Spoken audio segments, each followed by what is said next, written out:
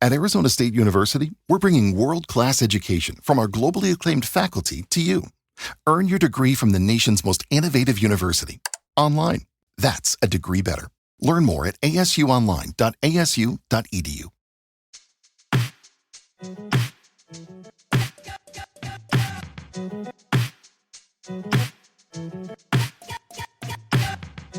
Welcome, everyone, to American Girls, the podcast. This is the show where we're reliving the American Girls series book by book, except on Patreon, where we get to talk about basically whatever we want that we imagine fits within the world of this show. I'm Mary. And I'm Allison. Not still Allison? I should be still Allison. I know we're going to be talking a lot about crafting your identity and thinking about yourself. And I am still Allison. That's true. Okay. Well, I don't want to push you, but I just want to have you check in with yourself and, I hear you. Don't be afraid to be yourself on this show. That's what I want to say. I will still, always. Okay. I feel good about that. Just, don't cut your own hair, I guess, yet. Although I know that's a loaded topic, but I will probably weep when I do actually get a haircut.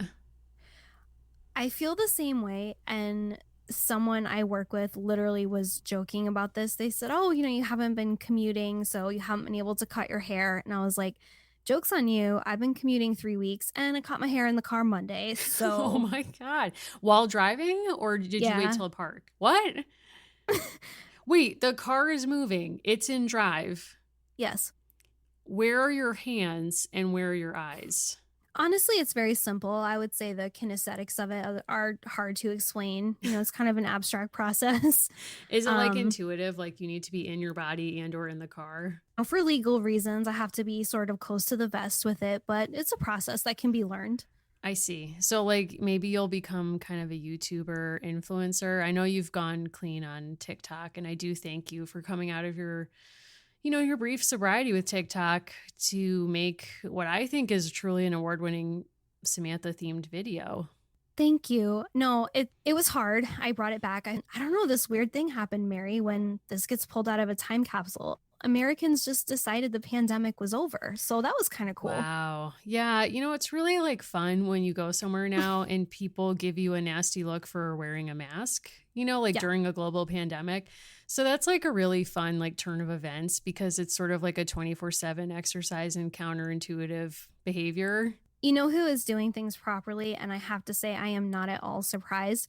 Comrade Spears was photographed with her boyfriend and they were both wearing masks. And people said, you're doing it wrong. You don't need to be doing that next to each other. And she said, millions of people will see this photo and I need to set a good example. Wow. You know what? I'm not at all surprised. I also saw that she filmed a Pride Month message to fans apropos of this episode, and that he was yelling to her from way off camera. Didn't realize she was filming. And she basically was like, Silencio, I am filming a very important message to my fans.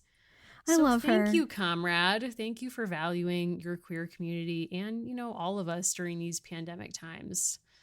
It's wild. Speaking of, what are we tackling today? What are we getting into? We have a lot on our docket, but basically for Pride Month, we were trying to figure out kind of one thing that we could focus on. And it turned out that there were just too many things that were of interest to us. So the kind of theme that will be guiding us is sort of self-presentation or biography, and how that is complicated by tackling subjects who did not leave behind what some would call a traditional archive of personal papers or means to tell their life story, and also both queer and Black subjects. So we're going to be talking about, and also I should add something that I kind of threw in here too, is that I'm really fascinated by kind of the biases people have against different ways of doing history or telling historical stories. So we're going to talk about drunk history and fiction and fictionalized film as a way of telling someone's life story, and also talk about straightforward documentary. So the things that we're going to talk about today are Marsha P. Johnson episode of Drunk History starring Crystal. We're going to be talking about Happy Birthday, Marsha, a short film, fictionalized short film about Martha P. Johnson's life that's on Amazon Prime, and The Gospel According to Andre, which is a fairly straightforward documentary. I think it's on Hulu right now, about I don't even know how to describe him. I guess like style icon, and Anna Wintour frenemy. I don't know. I read on his I knew Wikipedia he's personal friends with Mariah Carey, and that feels to me like the number one resume line, but I know people would disagree. I knew nothing about him prior to this documentary. I had never heard of him, but you learn a lot in a kind of quick 90-minute show. So I mean, we're not sort of like a thumbs up or thumbs down podcast. Like I would recommend all three of these, but for very different reasons. Yes, definitely. And so that documentary came out 2 years ago, and then we should note that his memoir just came out, which I've not read, but I am going to buy after rewatching this documentary, in which he basically has severed ties with Anna Wintour, and accuses her of some like big time friendship neglect. And this is a show that also cares about friendship a great deal. So we have a whole lot to get into. So I'm not even really sure where to start. But I kind of want to start by calling out, it is Pride Month, and I should say that Pride, unfortunately, now is more about corporate sponsorship than anything else. So, like, I would love to say that this is our Polar Seltzer, Honda, Kia Pride event, Wells Fargo Pride event, because now everyone's trying to sell everybody stuff during June. But they basically throw a rainbow on anything and are like, we care, thank you. But Marsha P. Johnson, if we want to start there, obviously is famous as a queer activist who some believe or have claimed was the person who started the Stonewall riots, although she never claimed that herself. And we can talk about how that story gets presented at Stonewall. Stonewall now is a national park site. And also, according to what I read online, tomorrow we'll be hosting a kind of live event starring Taylor Swift, Barack Obama, Kesha, and others, ? Oh, A lot of corporate sponsors, but we watched two things that are about her life story. And I kind of just want to get into both of those and thinking about the ways that you can present someone's life, the history of someone's life, even and especially if you don't have like a formal archive to go on. something that I think is so kind of shocking about Marsha's story is she was born pretty much right at the end of World War II. So she was born in August 1945 and only lived to be 46 years old. Mm-hmm. And I think, the way that people have been talking about the current pandemic and then the way that it is rightfully brought forward conversations about previous public health crises, including HIV/AIDS, looking at an entire generation of people who are missing from our cultural conversation, like she should still be alive, right?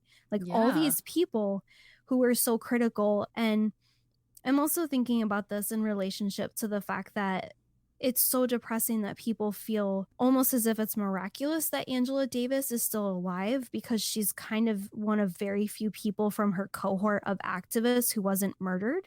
And, we're getting close to the 50th or 40th anniversary of so many critical moments in activist history. And it's so sad to see over and over again that these people were taken too soon. And I don't mean that language to be so passive, like that people murdered them or they, contracted a disease that was ultimately harmful to them. But 46 is so young. Marsha P. Johnson's life is one that is complicated. Obviously, her activism made her famous in her own lifetime. She was photographed by Andy Warhol as part of his Polaroids campaign, widely called the mayor of Christopher Street.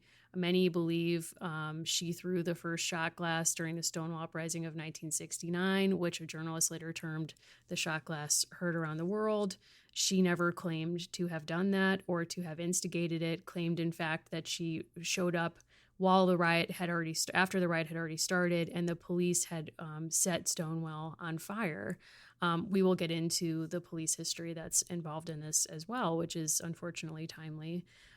When she passed, her death was reported as a suicide, which her friends and loved ones claimed was not likely. And basically, her death has been re-examined and has now been relabeled not as suicide, but indeterminate cause. And there is another documentary that we purposely chose not to watch on Marsha Johnson's life that gets a little bit more into that, allegedly. Again, I have not seen it, and I have not seen it in part because of a lot of issues that frankly shaped Marsha P. Johnson's life herself, which is that, you know, the politics of respectability, who gets granted the benefit of authority in telling stories and telling other people's stories. So if you're not familiar with this, there's a Marsha P. Johnson documentary on Netflix right now that was made by a white guy. And there was a controversy almost immediately because a Black trans activist artist came out and said that he stole her work, that she had been planning and doing research for, I think, a decade. Allison, correct me if I'm wrong. At least, yeah. A decade at least into Marsha P. Johnson's life, had created all these great contacts to serve as basically talking heads in her film and so on, and done all this amazing research. And then this guy basically heard her talk about her project at an institute, I think, where she was a fellow, and stole a lot of her contacts and a lot of her work. And because of the authority probably granted him by his privilege as a white man, got a deal with Netflix and basically profited off both her research and the life of Marsha P. Johnson, who herself never made any great financial gains due to her activism, never capitalized on any of her work. And in fact, if you know anything about her life, know that, you know, was using her labor to fund like a safe house for trans and gay teens. Like, her life was valued in a very different way. So to see this go down was so disappointing and upsetting. And of course, he put out a statement that I found so gross that basically was like, yeah, of course I didn't do this. I've been working on this since 1992, which, like, ... Okay. But also saying like, oh, and it's so, but I will acknowledge it's so wrong that we live in a world that would, you know, give me this privilege and not her. So like kind of acknowledging the privilege that he likely actually used as a way to kind of dismantle her claim or defend himself. So in light of all of this, Allison and I chose not to watch this documentary on Netflix. And instead, what we watched to kind of think with Marsha P. Johnson's life and thinking about the history of Black trans activism in our country, which is obviously a really important issue right now. We watched Happy Birthday, Marsha, which is the short film that activist went and made, this artist.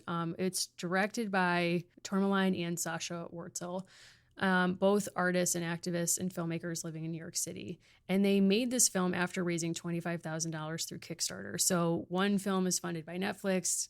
I think their finances are very mysterious. I have no idea how much money they have. But with this, it's like, okay, this was $25,000 funded by the public. So we watched this, and then we watched an episode of Drunk History in which Crystal, who is the co-host of the podcast The Read, telling the story of Marsha P. Johnson's life and activism. So it was interesting to see like two different depictions of the same event, basically focusing around her involvement with Stonewall. So what did you make of all this, Allison? So I'll talk a bit about the Happy Birthday, Marsha first. So I did see The Life and Death of Marsha P. Johnson, the David France version that's on Netflix, right when it came out. I have all kinds of Netflix alerts. And so I remember watching that pretty much the day that it premiered, because for a while they were doing basically like prestige true crime on Friday nights or like around then. So I remember seeing that pretty much right away. And then all this kind of information came out and this backlash about it, which I hadn't known before. What's really different about these two different products is they're both more or less linear. Like, they tell you some basic facts about both Marsha P. Johnson and then what happened at Stonewall in 1969. I think what's different about Happy Birthday, Marsha is people have criticized it for not being exactly what happened exactly that way. But I think in 14 minutes, they're trying to capture an essence of really the complexity of Marsha's relationship with the police, who are both complicit in a lot of different things. Like, if you've seen The Deuce or you've seen like other pieces about this period, the police are directly profiting off of many gay and queer spaces by taking lots of payoffs and then raiding them and like lining their pockets again. And I think this kind of showed that like she's both familiar to the police and being persecuted by them, like better than anything else. Yeah. I was really taken aback. There's a moment in Happy Birthday, Marsha, where a police officer essentially puts Marsha into a chokehold. And in light of recent events, I just found that so jarring, because obviously I didn't expect that scene when it happened. But you're absolutely right that it's only 15 minutes, but it shows you that big range of interactions that she had with the police. I think what it also does is it shows her in these intimate moments of getting ready to go out and getting ready to some degree to perform. Like they kind of show you putting on what she would use when she did shows. And I think what I like about it is it had these like very intimate moments and then it showed her kind of going out into the world and the way that people interacted with her in the world. The people who made the film released statements. Like, if you want the basic facts of what went on with this person, you can read their Wikipedia page and you can read books by Susan Stryker and others. Sometimes, like, we're really drawn to art that makes us think about the essence of that person's world, which maybe doesn't need to be exactly on tack with every single fact. Like even American Girl books would not be interesting if it was like Felicity made apple butter and here are the 9 instructions that she followed. We don't Right. need that, right? It's about a feeling of a moment and putting a person in the center of the story. Yeah, and I think something that really resonated with me about this approach was that it was able to recover a presentation of what pleasure might have looked like in Marsha's life. So I think because of the tragic end to Marsha's life, the abuse, the like the violence and the activism, like there's so much that could like signal a story about trauma and pain. And you can kind of like, just as human beings can hold multiple emotions at the same time, I think this film does a really nice job of kind of replicating that human experience by sort of saying, here's a really jarring scene of Marsha being targeted by the police.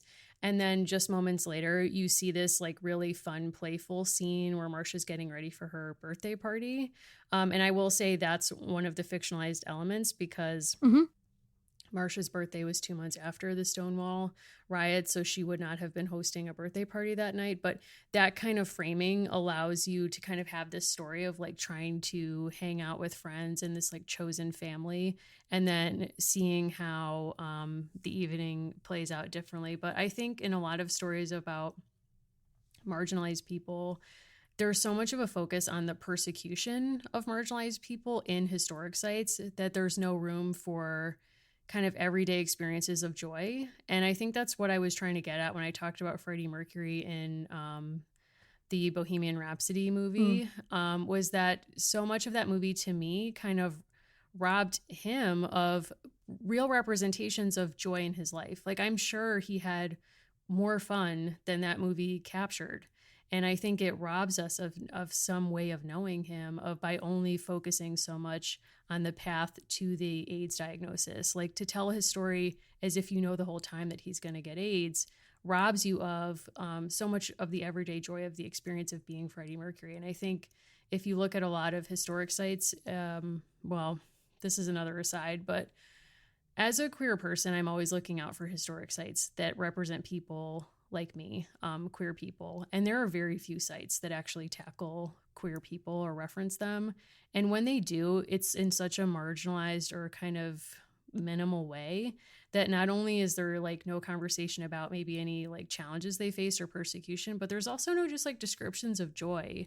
And if you think it's like, oh, I'm overblown saying this, like imagine going to a colonial site and like how much we know about George Washington's life, like what he liked to do for fun, Abraham Lincoln, like we know so many weird things about the presidents and what they did in their day-to-day life. Like Ronald Reagan loving jelly beans, it's like, okay, like I guess that's interesting. Like I like It is. trivia. It is interesting. Like I think probably it tells us something. I don't know. I need to think about it.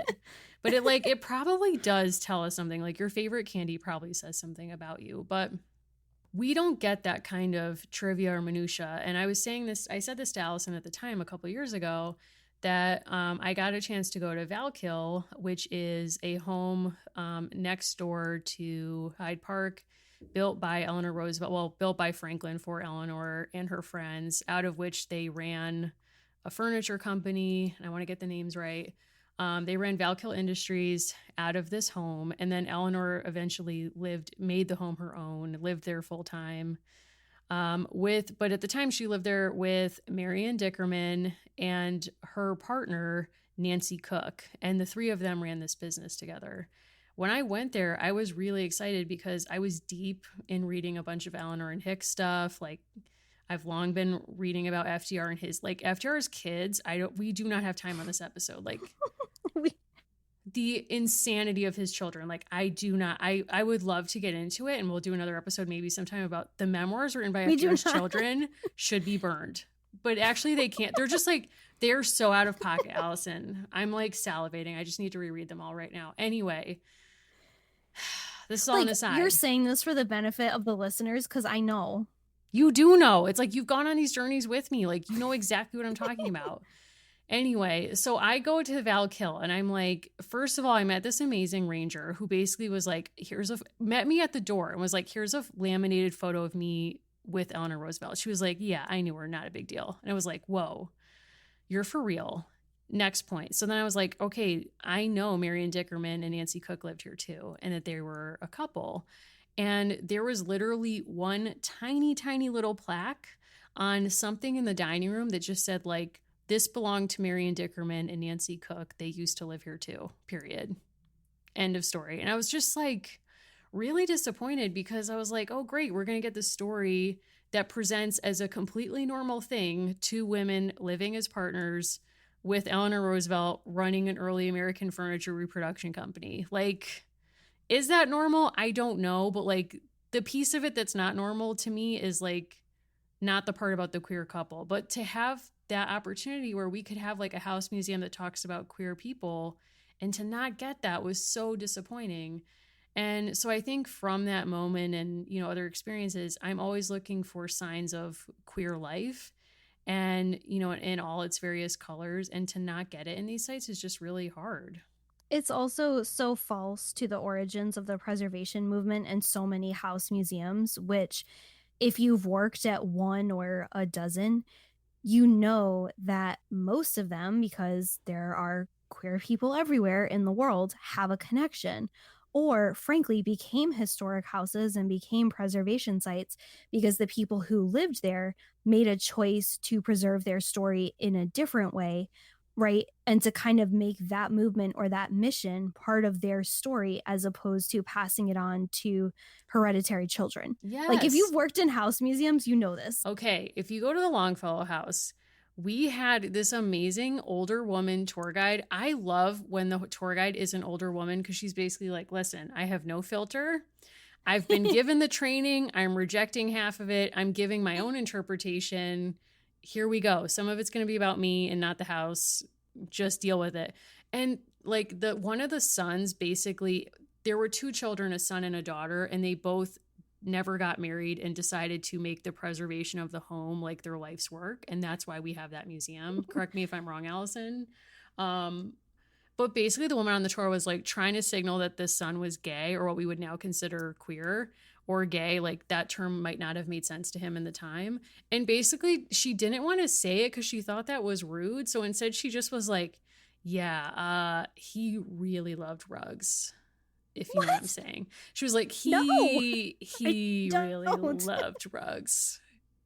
Girls, do you know what I'm talking about? She was like, you see that china over there? Oof, he loved that china. You know what I'm saying? He loved that painting. I mean, and I was like, I was like, I enjoy it. I don't know what's happening here, but it was very strange. She was like, he would have loved HGTV if he was around today. You know what I mean? And I was like, what? I mean, there's, you know, euphemism has a time and a place, right? But I think that's not it. So I think what that's doing is it's sending a communication. It sends a message that that person is uncomfortable with an aspect of that history, and then they've made a blanket assumption that their visitors are uncomfortable. Yeah. And you and I have actually been to house museums where it's very clear that the house was preserved because of a child who didn't get married, who like really made the preservation of the house, you know, like their life's work. And in addition to that being the life that they chose for themselves, like they may or may not have what we now call queer desire. But I've been on tours where that's presented as like a completely normal thing. And it's just a fact, like, oh, they had brown hair and this was all like, And, they may have had a female partner. We can't really say because so much of the archive is really unclear on this question, right? Like people have debates about this, about Jane Addams and several other figures in American history. But yeah, it's like the handling of it is really the ball game. Like if you present it as like, oh, oops, this might be an embarrassing thing, but I'm just gonna like throw this out there, that signals how they think you're gonna respond to getting that news. And yeah, it can have a big impact. So, to the house in Cambridge specifically, it was also George Washington's headquarters, you know, related to your prior story. So, its full title has George Washington's headquarters, Longfellow House, in it. And they have done some really amazing research in the past like 2 to 3 years, some of which was written up by the National Council for Public History Journal. And I do have sort of insider intel. It's honestly like very important there now to tell those stories, and it's like that doesn't take away from a very real experience you've had. I think the challenge is like we can't hope or wish that people will come back to a site like 5 times until they get some queer history, right? Right. Like, Yeah. that can't be it. Just to like kind of give that other perspective, like if that is a story that interests you, like people who work there have written about that and it is something that they focus on. Um, but it is kind of that thing, whether you're watching a film, whether you're reading a book, the person who is telling the story has so much power over what you hear. And even to think of like this simple act of just to compare for a second two completely different things. In Tiger King, one of the main talking heads is dead named all the time. Yep.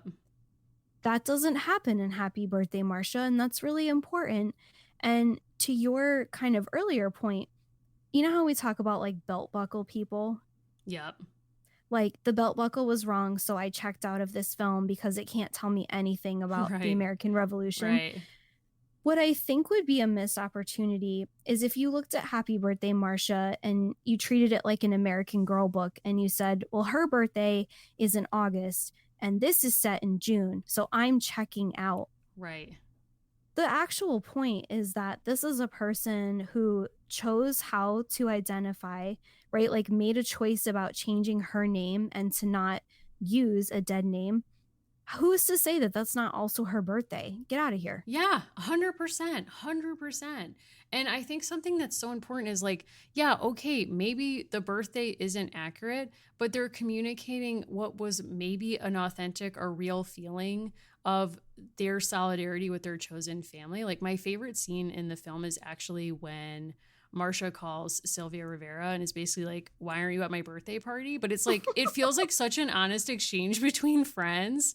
And it's just like this moment of real intimacy that was such like, I think, a really powerful way into the film, despite it being a short film, as a kind of like, if you think about film or books or anything as like a way of knowing the subject, I think there's so many beautiful small moments in that film that are really worth sitting with and exploring.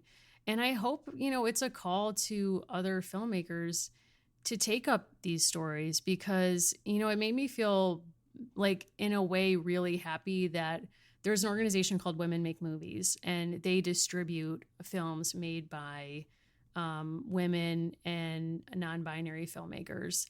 And this organization's been around for decades and they've brought us some really important, documentaries by women filmmakers, fictional films that otherwise, frankly, would not have the support to get distributed.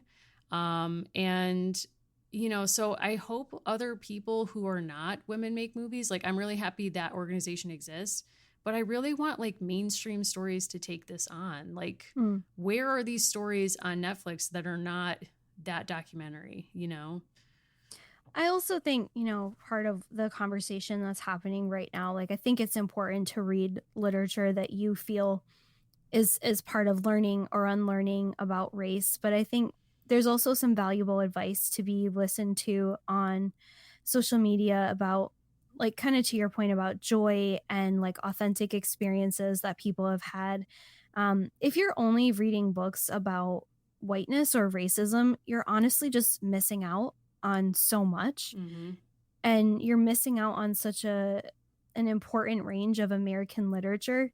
And I think maybe even like a crass way to put it, it's like you're missing out on stories by people who are not just brilliant, but who have lived in a country that was systematically designed for them to not exist, to not receive an education. And it's like, if you don't feel something when you engage with a product that has those stakes, I kind of don't know what to do with that for you. Yeah. Yeah. like like I kind of at some point it's like if maybe Toni Morrison is not the author that you want. Okay, I understand. Maybe there are different pockets of literature. Maybe you want to read science fiction. There are plenty of amazing Black women authors in science fiction. If nothing about like what is quintessentially a miracle, which is the fact that people self-liberated, self-educated, and basically self-funded their way into industries, despite things long before the Stonewall riot oppressing that completely. Like if that doesn't interest you, I'm not super sure like what to do with those conversations, because it's such a privilege that at all people are willing to let you into their world by publishing their story or making a Mm. documentary like this. Yeah, yeah. And, you shouldn't have to ask people to be interested in these kind of stories.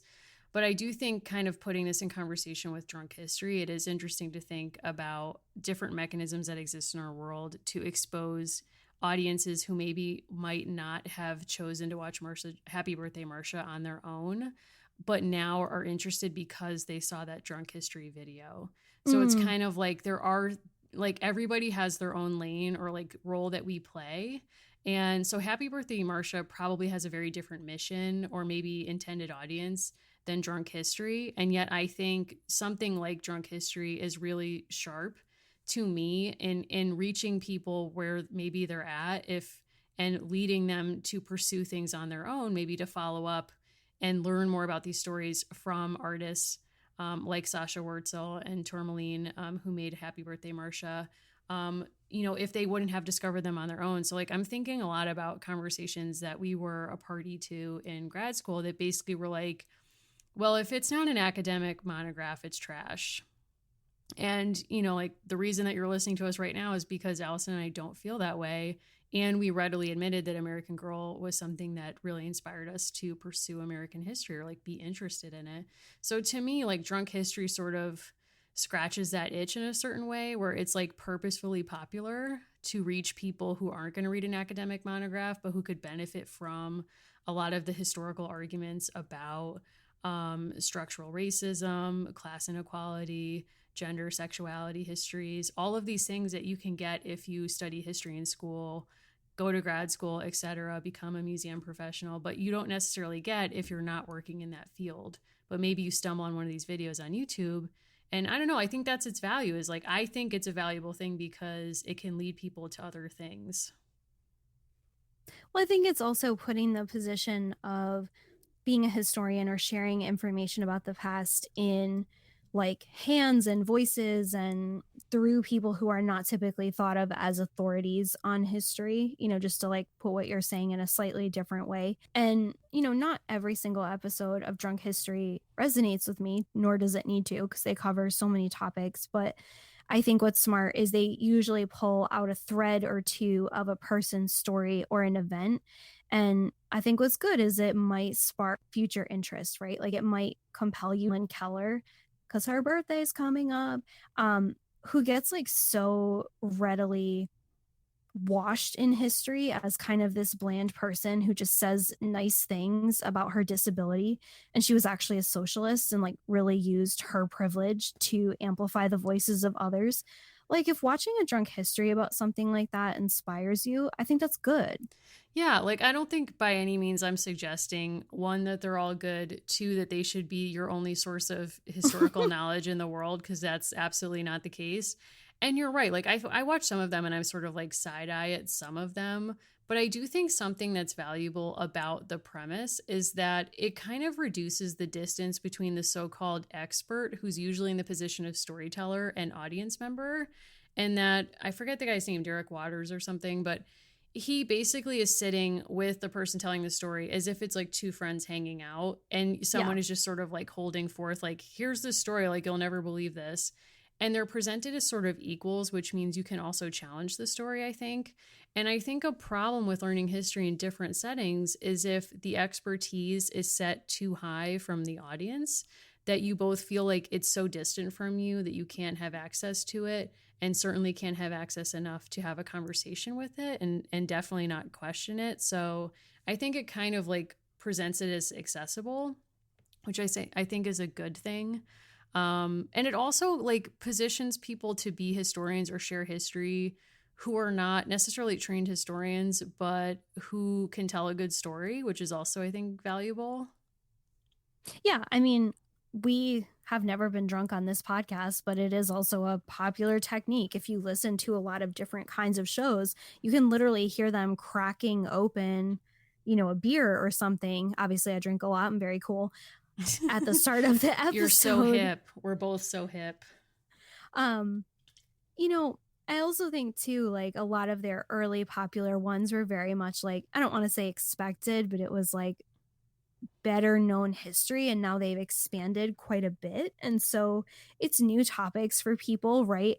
And we've said, I mean, we are not ashamed to say on this show, there are essential truths about the past that people have gotten better on TikTok than in entire books. So that is certainly true. And something that I like that I think they've grown on as a show is that in the beginning, someone would tell a story drunk and the actors basically pantomime that person's dialogue word for word. And I think something that's tricky is that they would have a white storyteller be kind of like narrating a story involving a Black person, and then have like almost white, there was something weird where it was like the Black actor is pantomiming dialogue by a white person pretending to be a Black person.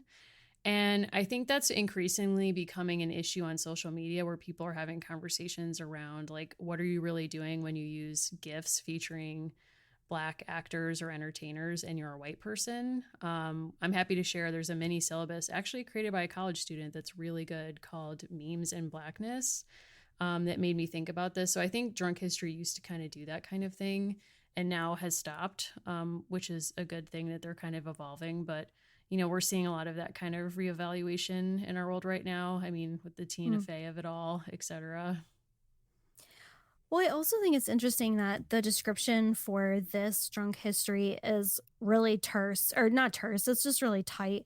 When New York City police raided the Stonewall Inn in 1969, trans activist Marsha P. Johnson stood up for her civil rights. I think like in that one sentence, there is more truth about pride than almost any email you'll get from a corporation or an institution this month, which is its own kind of public service. And I think foregrounding the fact that this is essentially a conflict about civil rights and policing is something that gets forgotten all the time. Yes, 100%. And we should know, I mean, that Supreme Court decision last week, what is time anymore? I know. When did that happen? But, as many have said, that in many ways that's a more important decision than gay marriage, because, it affects so many people's lives, whether or not they choose to partner and be married. Everyone usually has a job.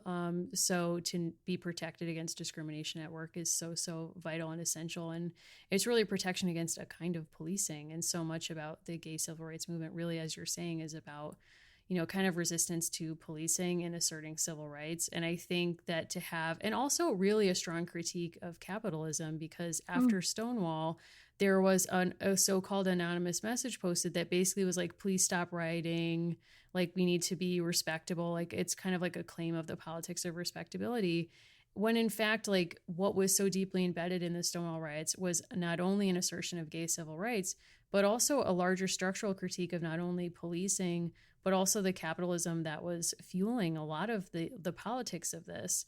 And that often gets written out of Stonewall, that, there was an internal critique of rioting as, like a critique of capitalism that wasn't needed. And that certainly has been erased these days, as like every corporation has decided they can make money by pretending to be woke about gay people.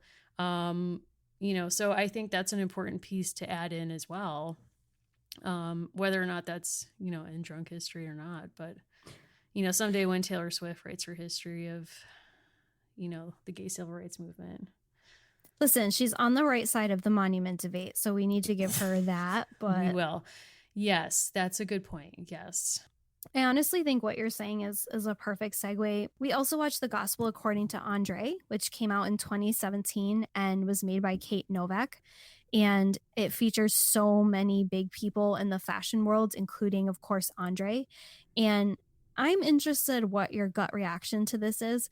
Is this actually a biographical piece about this person? Hmm. I think the first time I watched it, I thought it was. And then rewatching it last night to prepare for our conversation, I really think it's a documentary about a caricature or like what people have mapped onto him. I was stunned, and I get that it's sort of the gospel, so it's kind of like meant to be almost like a highlight reel of this person. So I was really surprised by how much of his voice in this documentary seemed to come through in like sound bites and catchphrases. Yes. And I think a criticism of the documentary has been that he's not really pushed. Like there's moments of vulnerability where he's sharing a lot, but there's so much that gets left unsaid.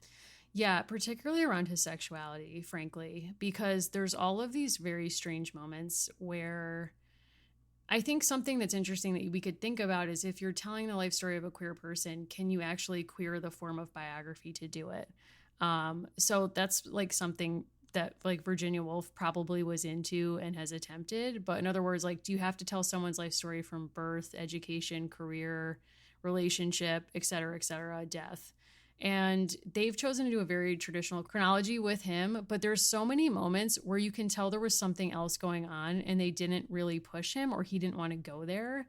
So there's just like this one moment in the documentary where he's in Paris, he's at Fashion Week, and he just says in a testimonial, like, yes, Tom Ford had a partner and my other friend has a partner, but I don't know, my career was everything. It just never happened. And then it's like, basically, that's all we get. And Fran Lebowitz at one point says in a testimonial, he was like a saint. Like we were all at Studio 54 hooking up all the time in the Mm. 70s, and he was this saint.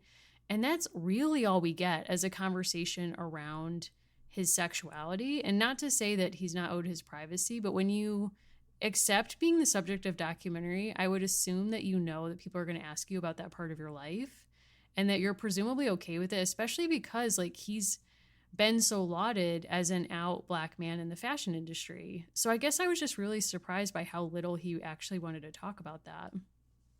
Yeah, in the New York Times review of this documentary, they emphasize how interesting it is to watch archival footage of him, to actually just sort of like see him in his Yes. element in Paris and New York. What I also found really, really telling is they kept talking about the period of time when he was at Brown. And of course, being a Rhode Islander, I was like, oh my gosh, Yes. he's in my state. This is wonderful. And then at the very tail end of that segment, there's a kind of passing reference that he was there for his master's. And I was like, oh, so where did he go to college? Those are pretty formative years. Mm-hmm. He actually went to a very prominent and important and old HBCU, North Carolina Central University. Hmm. And I thought what was interesting about that being such a, I think, like big omission, unless I missed it, which is possible. They very much had this narrative that like he learned how to be around rich people at Brown, but it's like actually like almost all of his education was Black focused and Black taught Hmm. from like his childhood living in a segregated area and then being at this like pretty well known HBCU. And I think that's one of those places where it was like he's both like proud of his grandmother, like proud of that piece of his story, but then there's like no attention to the fact that like that would have made a really big difference. Yeah, and I think it's interesting to think about that. Like, who made that decision to not have that be part of his story? Was it the filmmaker and the editor, or was it Andre himself self editing and sort of saying, like, I'm erasing or minimizing this because I want the real focus to be that I went to Brown? And he's one of like many pretty important men and women, but it seems like mostly men on their alumni page to have gone to this school. But it seems like the content that they had around Brown told more of the story that they wanted to tell. Like they have classmates and peers who say he could be anything here. I think what they were doing is like his equivalent of a migration was getting into graduate school in the Northeast, Mm-hmm. And like they wanted to focus on that story, not the fact that he went to a powerful and important HBCU and then got to Brown. Which is weird because thinking back to it now, they kind of did a cut from that part of his life to Brown by saying, placing him in his grandmother's black church and him Mm-hmm. saying basically, I felt like an outcast there because my mother didn't want to walk in with me one day when I was wearing a cape that I bought when I went to New York. Now, there's like probably a million stories there, right? That we're not getting. You know, what happened with the cape? Where did you get it? How did you get to New York? Why were you there?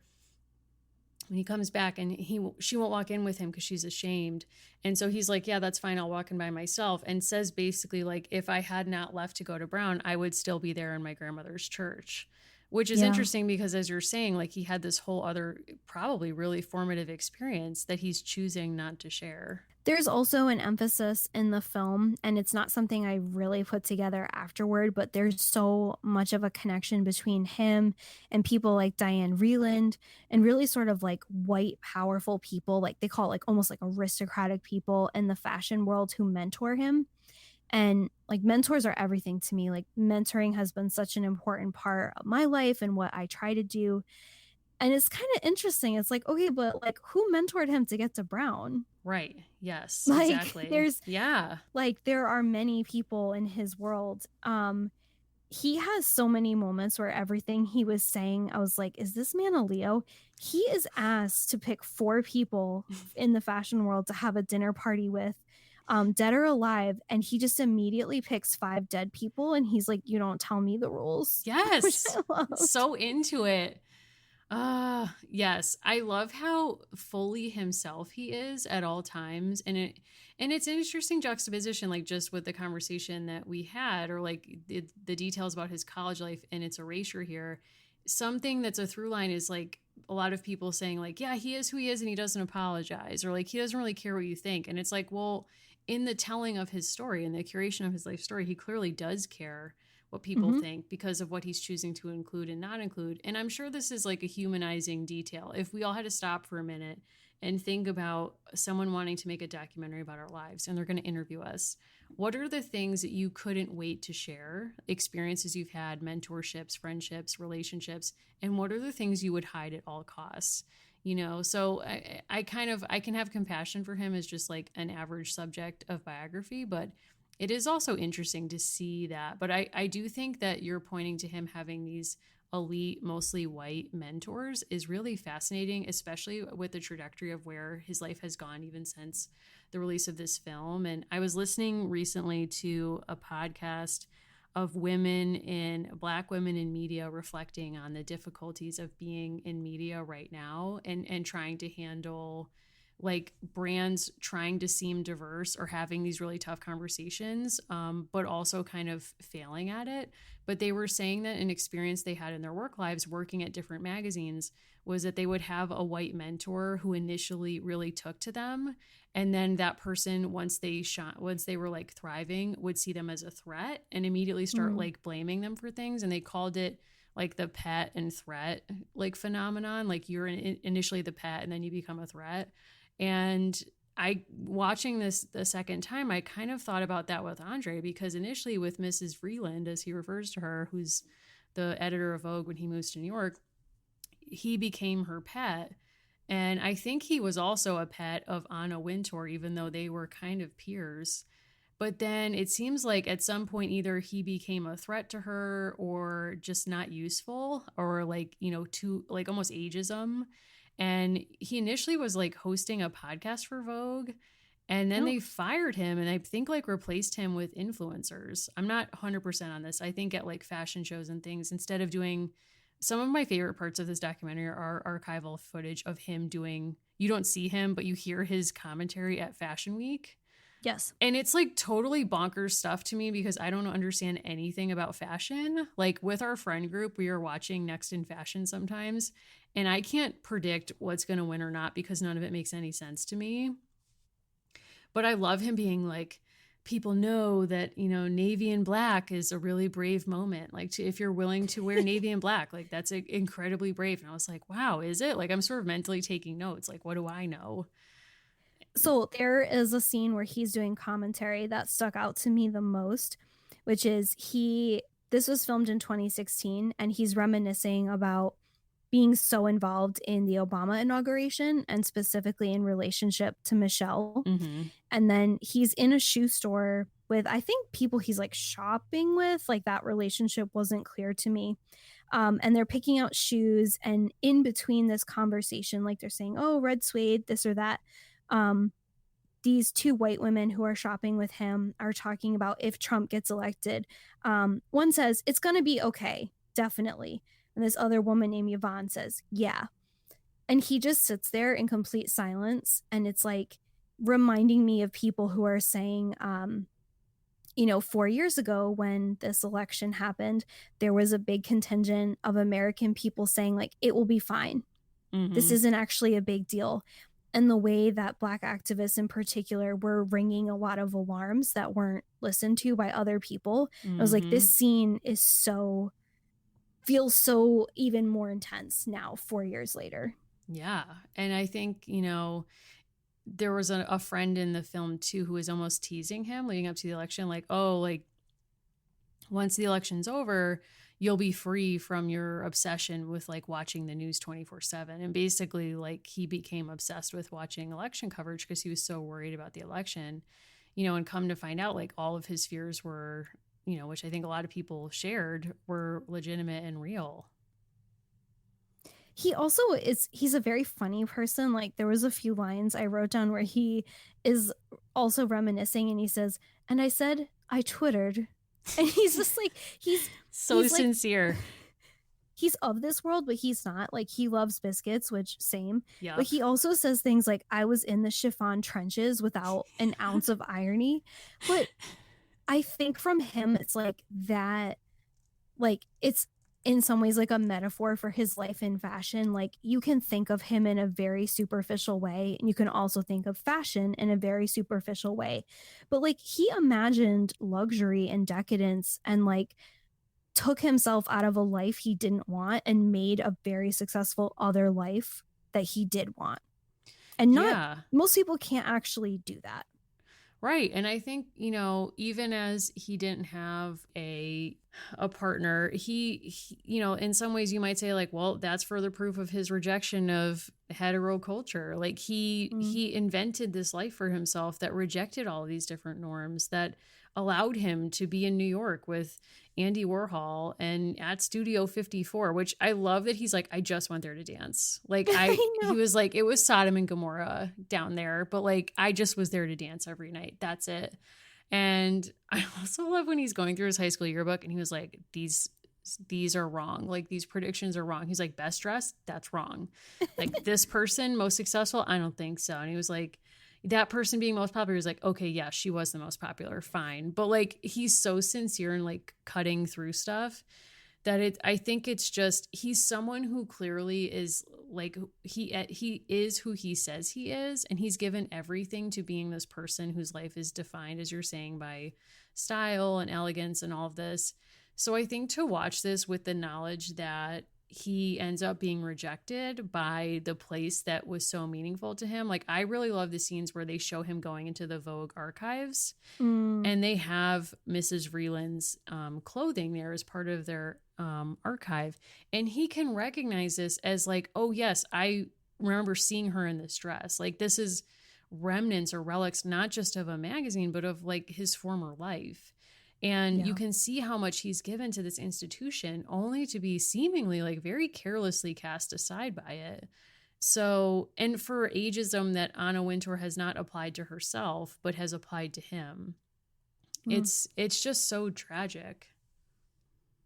It also was just, I don't know, it was interesting to see him like commenting on Melania's looks when she was, at the inauguration for the White House. And like, it's clear they did this documentary at a time where he was thinking differently about himself than he had in the past. Like he talks about his former thinner self almost as if it's a completely different person. Yeah. And there's almost something like he was just like throwing something out when he was praising Melania's outfit and saying like, I'm going to be hated for this. Like people are going to hate me for this.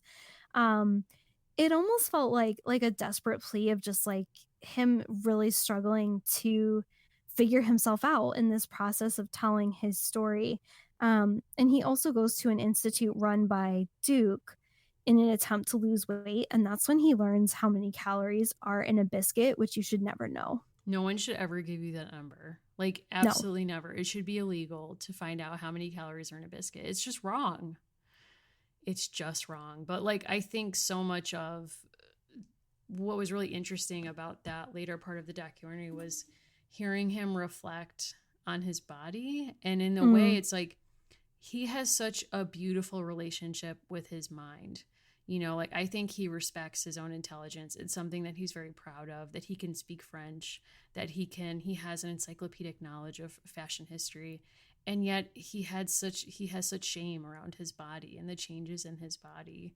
And I think something that's a deep sadness that runs through it is that in the service of allegedly helping him with his health, I think a lot of the people in his life that he really trusted, I think he felt betrayed because they basically reduced him to like, you are a body that we can't understand or like we can't sit with.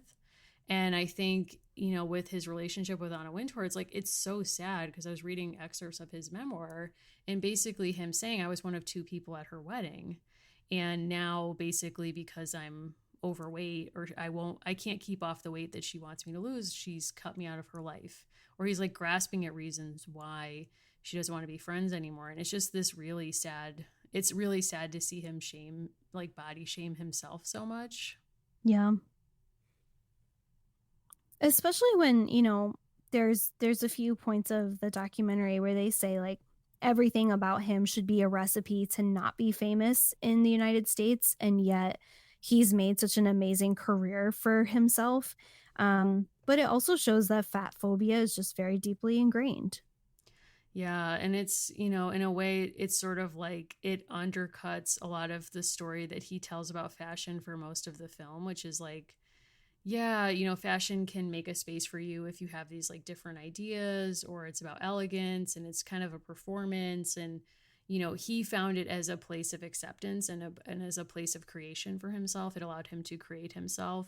And then at the end, it's like, well, it seemed to kind of push him out. Like all of the, you know, and it just it does still feel very sad. And, you know, I'm interested to read his memoir to see kind of what else, where he's like at with all of these relationships, both with himself and other people, because you're right. Like his story makes no sense. Like he shouldn't be famous and yet he is. And yet he's had this amazing life. And it's interesting to me that he lives in his grandmother's house, or that's one of the homes that he has. And it reminded me of, I read this memoir called The Yellow House by Sarah Broom, which is set in New Orleans. And it's the story of a yellow house that her family lived in. And basically how the story of her parents moving in, having children, raising them, and then Hurricane Katrina and the aftermath with both the house and her family. And it made me really think a lot about like whose houses we will have as museums from now moving forward, like whose houses are now becoming museums. And Andre Leon Talley like really lives in his grandmother's house as a museum. Like he hasn't changed. He's kept like really curated elements the same and then stylized certain other things, but it's clearly a representation of him. And I was thinking like, wow, that would be I would love to go on a tour of his house, like his grandma's house. It seems really like in some ways it'd be a more authentic biography of him than maybe this film, or maybe even something he could articulate in the same way that that's the mechanism she uses for her family memoir, is like the story of this house tells you the story of her family. I'm resisting air conditioning despite it being about 100 degrees in my house. Like what story does that tell about me? I don't know, because I'm a Leo, so I embrace luxury like Andre. Yeah. I need to know if he's a Leo or not. Hold on, I have to look this up now. But he's mid-October. I think he's a he's Libra. Not. Okay, well, can't win them all. I mean, everybody wants to be a Leo, like we know that, but not everybody gets to be. Like we're almost in Leo season, so thankfully for that. Something I do have to share with you, which is like sort of a bombshell. I know I call everything a bombshell. Nervous. From a very kind listener who listens to all of our content. She wrote to us and told us that she like really appreciates the way we talk about history and different events and that it's like inspired her to look up different things. But then she kind of dropped some real truth on us about Garth Brooks Uh-oh. All right, let me and hear it. his self presentation. Oof. This Okay. this honestly gave me a chuckle when I needed it so badly, so I'm really appreciative. She says, his personality may come across a little manic, but he is so awesome and humble. He gets a little zealous, but what genius doesn't? And then she gave us some music recommendations if you want to listen to for some of the greatest country music ever written. I can't argue with that. Sorry, what? So she's basically saying I've unfairly characterized him. Yes. Mm-hmm. And what are her musical recommendations? So she is recommending Cowboy Bill, Lonesome Dove, Burning Brides, and That Summer. Okay, interesting. Listen, I'm open to being wrong. I don't know why, as someone who produced that documentary about himself, he allowed that edit. Like, I stand by what I said. Maybe I'm not as informed about Garth in the context as I should have been.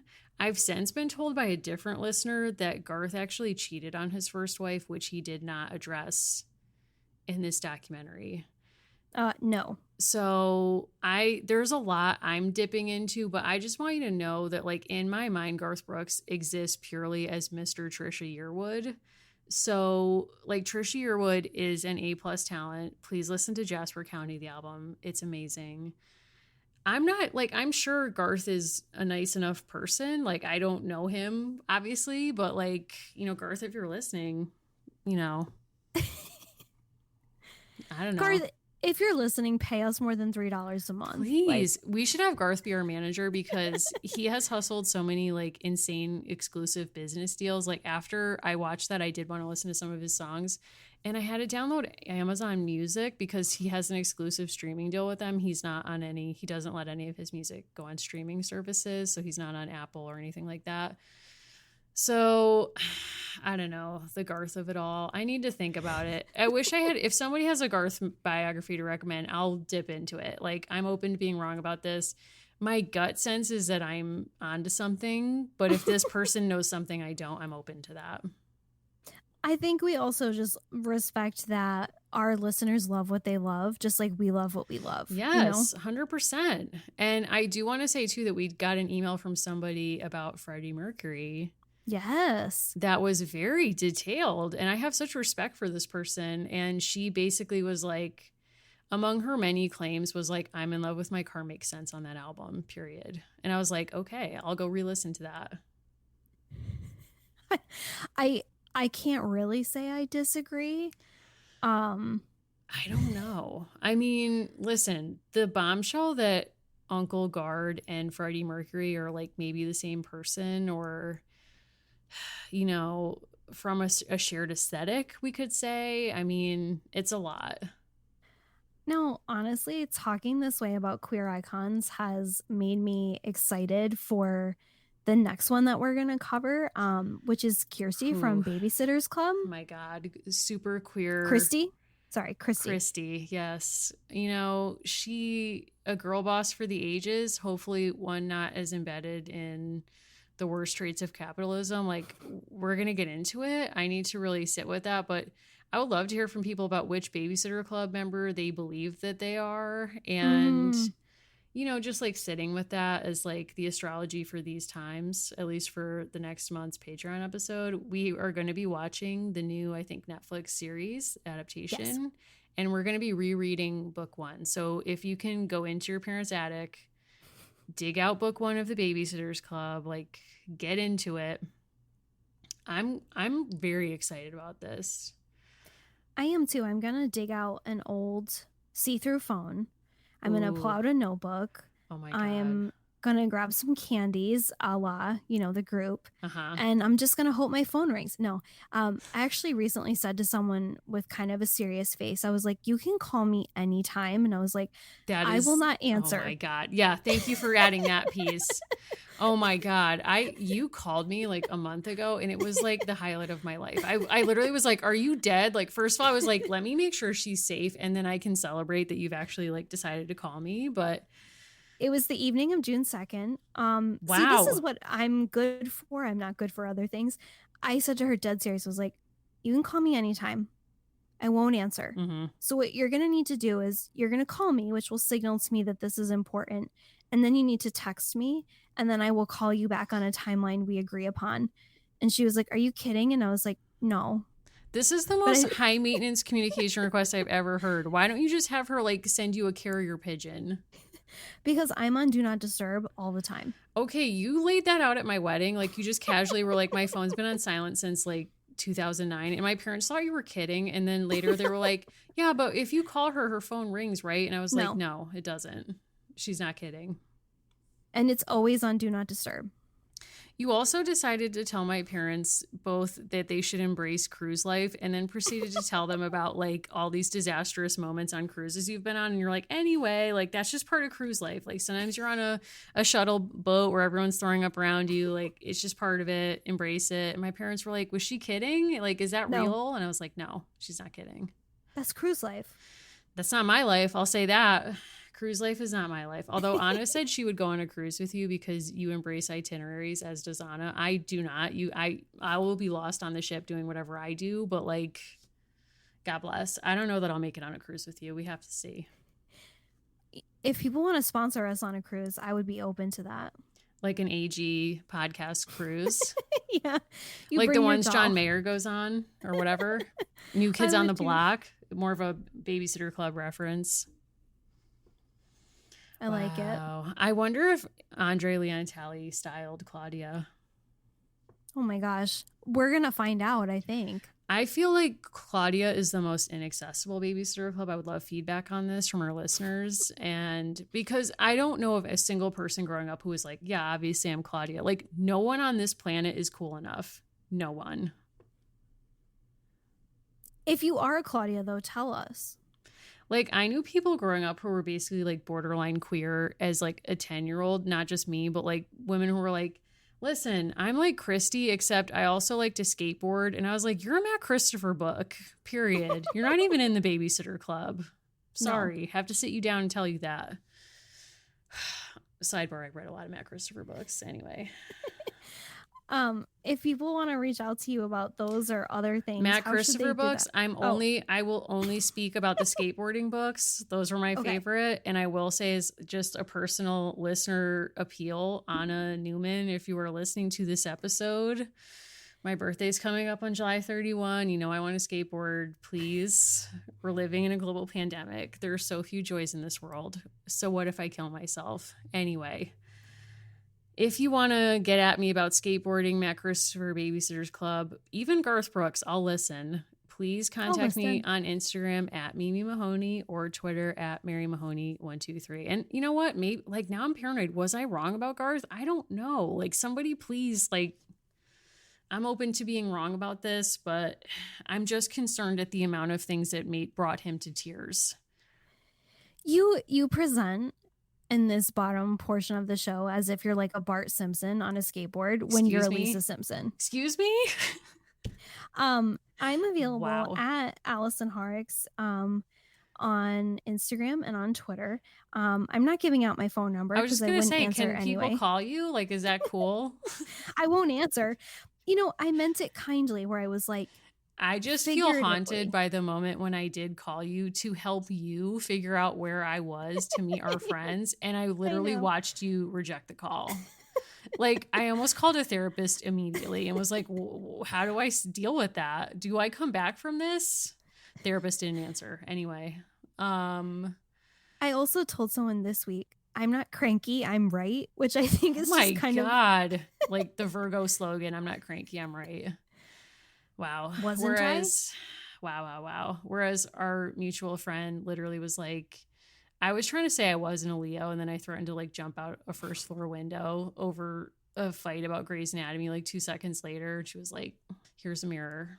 It was hard. Anyway, so this has been an absolute joy per usual. We thank all of you for tuning in and supporting this Patreon. Thank you to everyone who's bought stickers and tote bags and various things from our new store, which you can check out on our website. If you see things that are not there that you would like us to offer, please let us know, you know, Garth Brooks materials, etc. And we look forward to seeing you on the next episode. Yes, and thank you so much for your support.